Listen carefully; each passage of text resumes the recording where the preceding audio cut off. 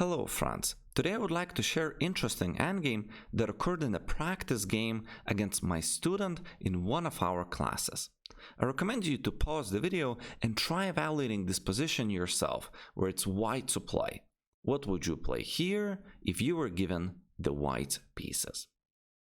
And so at first this endgame seems to be hopeless for white, because black's king is just much more active than white's. However, if we think about this position deeply enough, we might be able to find an idea that draws the game for white. Here, the most natural move, king to e4, loses because of the concept called outflanking. Black will simply go around our king from the side. Here, they're winning the opposition. Opposition means that kings are opposing each other with one square in between them, and the side that has to move the king in this position is said to be losing the opposition. Because it is white to play, white's king will move and allow black's king to make progress, which eventually will win the game for them. For example, if white's king goes king f4, then black's king is moving king d4. And on the next move, wherever we move the king, we start dropping our pawns and black win the game.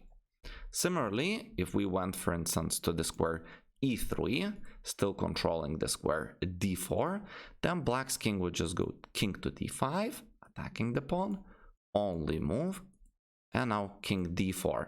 And again, whatever white plays, on the next move, black is gonna win the pawn. However, it is possible to actually draw this endgame, which looks hopeless, if you find the right idea. And the move is not very natural, king to c3. At first it looks stupid because we're actually moving away from the pawns that we're supposed to defend. However, white's idea here is to outflank the black's king this time, eat the pawn on f7, if he is in time, of course, and then move the king, and as you can see, the f-pawn is very close to the promotion square. For example, king b4, king takes e5, king to c5, king f5.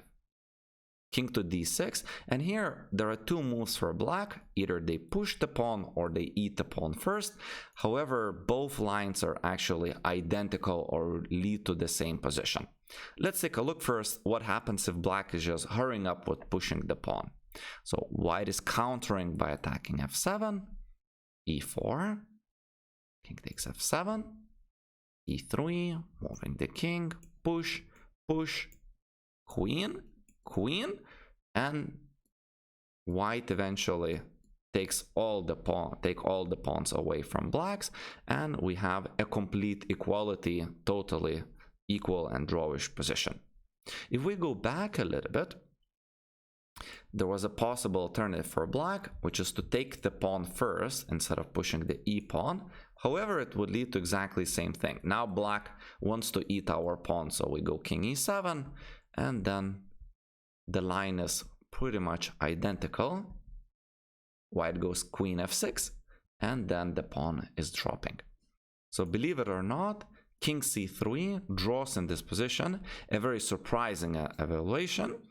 If you did enjoy the video and the analysis, please subscribe to my chess channel. You can also consider hiring me as your personal online chess coach. That's my full-time job for almost a decade. Hope you're gonna improve your chess with my lessons, and see you in the next video. Bye bye.